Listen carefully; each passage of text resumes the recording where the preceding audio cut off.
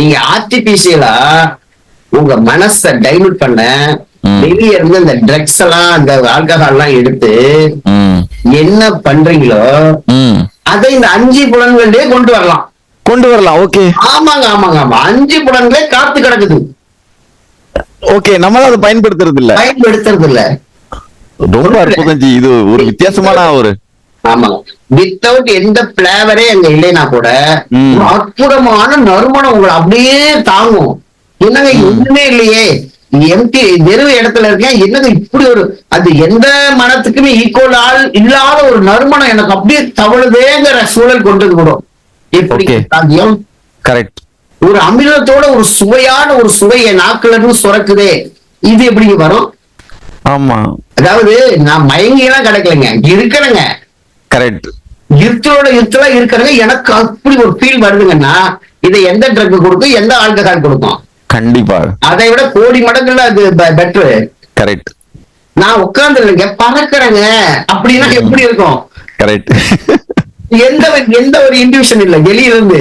இதுதான் அறிவியலாளர்கள் வந்து படம் பிடிக்கிறாங்க. என்ன படம் பிடிக்கிறாங்க? அப்படி ஒரு யுஃபோரியா ஸ்டேஜ் வந்துச்சுன்னா, மிதக்கும் தன்மை வந்துச்சுன்னா உடனே அவங்களுக்குள்ள என்னென்ன சுரக்குது, அவங்களுடைய பிசியாலஜிக் கண்டிஷன் என்ன இருக்கு, மெட்டபாலிசம் என்ன சொல்றது, பிளட்ல என்னென்ன இதெல்லாம் சேர்ந்துருக்கு, இதெல்லாம் பார்த்துட்டு ஓ இந்த என்சைம் அதிகமா சுரந்தா இந்த ஸ்டேஜுக்கு போலாம், இந்த என்சைம் அதிகமா இந்த அந்த என்சைம் எப்படி ஆர்டிபிஷியலா உருவாக்கலாம், இப்படி அதை எடுத்து இன்டேக்கா கொடுத்துறாங்க.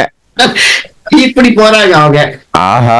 சோ இந்த மாதிரி ட்ரக், இந்த ஆல்கஹால் இதெல்லாம் வந்து பாத்தீங்கன்னா இது எப்படி உருவானதுக்குன்னு இதுதான் ஸ்டோரி. அப்ப ஆமாங்க ஆமாங்க.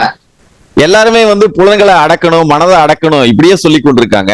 பட் நீங்க வந்து வேறொரு டைமென்ஷன்ல இப்படியும் நீங்க அணுகலாம் அப்படின்னு ஒரு நிச்சயமா நீங்க உங்களுக்கு சுவை அப்படின்னு ஒரு விஷயமும், வாசனை அப்படிங்கிற விஷயமும், இனிமை அப்படிங்கிற விஷயமும், பாடலை கேட்கும் பொழுது இனிமையா இருக்குங்கிற விஷயமும், அடுத்தது காட்சி கண்கொள்ளா காட்சி அப்படிங்கிற விஷயமும், தொடுபடு மெய்யுணர்வு, இதெல்லாம் ஏன் கொடுக்கணும்?